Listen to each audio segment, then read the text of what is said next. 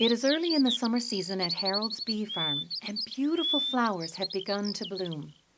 As a beekeeper, Harold is very busy inspecting his beehives. It is a very special day for the bees inside the hives. Inside the hive, Blossom, a hard-working honeybee, wakes up and is excited to start her day. Today is the day the queen bee will be assigning their jobs. Blossom jumps out of her bed and hurries to get ready. She doesn't want to be late to meet the queen. Blossom joins her friends on their way to the queen's room. What kind of flower do you want to pollinate, Daisy?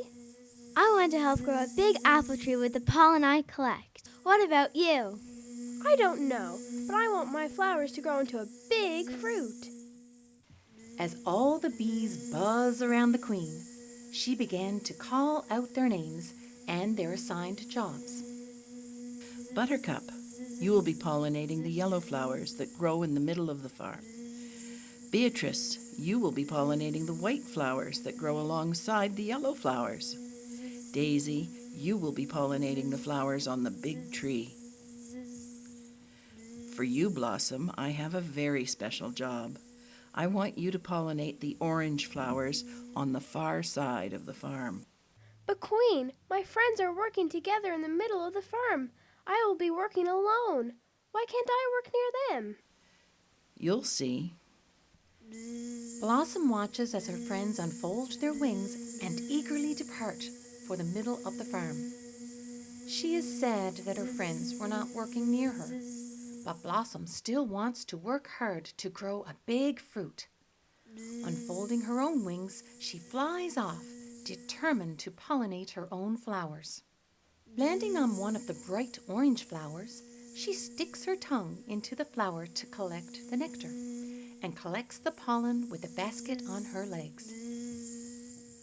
Once she collects all the nectar and pollen that she can from one flower, she flies to another flower and repeats the process.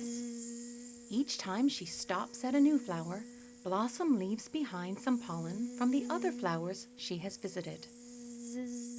When her honey stomach for storing nectar is full, Blossom flies back to the hive to share her nectar with her friends. They pass the nectar from bee to bee and then place it in a honeycomb. Once it is in the honeycomb, they all work together to fan the nectar with their wings until it becomes honey. After this, Blossom goes to bed satisfied that she has worked hard to make food for the hive and help grow the fruits. Each day, Blossom and her friends would work hard to collect nectar and to pollinate the flowers. After many weeks of pollination, Blossom's friends had pollinated their flowers so much that they had grown into beautiful and colorful fruits. Buttercup's yellow flowers had grown into bright red tomatoes. Beatrice's white flowers had grown into juicy strawberries. And Daisy's white and pink flowers in the tree had grown into plump, round apples. But Blossom's orange flowers had not changed at all. Even though Blossom was working extremely hard to pollinate her flowers, they still wouldn't grow into fruit. Disappointed and lonely, Blossom watches her friends from afar as they celebrate around their fully grown fruits. Why haven't my orange flowers grown into fruit yet? Blossom decides to fly back to the hive to ask the queen for advice. Queen, all of my friends' flowers have matured into fruits, but mine still haven't grown. Why is that? Is there something I can do? Absolutely nothing. You just have to be patient and keep working hard. Blossom continued to work hard day after day, and each day she worked harder than the last. She woke up earlier than the rest of the bees and was still working after all of the other bees had gone to bed. She was determined to make her flowers mature into fruit, no matter what.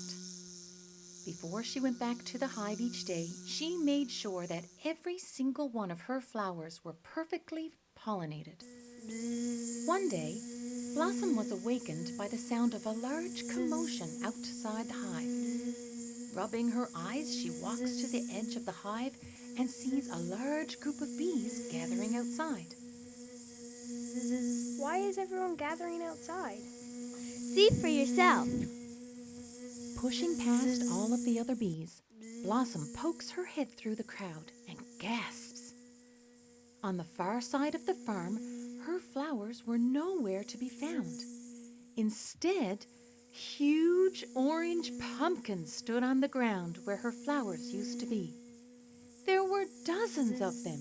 Squealing in delight, she jumps out of the hive and flies to her pumpkins with her friends following her. These pumpkins are humongous. Great job, Blossom. Thanks, Daisy. I must go tell the queen. Blossom flies back into the hive to see the queen and to tell her what had happened. I knew you could do it. You just had to keep working hard. That's why I picked you for this job, Blossom. I knew you would continue working hard until your pumpkins bloomed. Thank you for believing in me, Queen. Later that day, Blossom and her friends were all given new jobs to pollinate more flowers in a different part of the farm. Together, they all flew out of the hive, delighted to be able to grow new fruits all across the farm.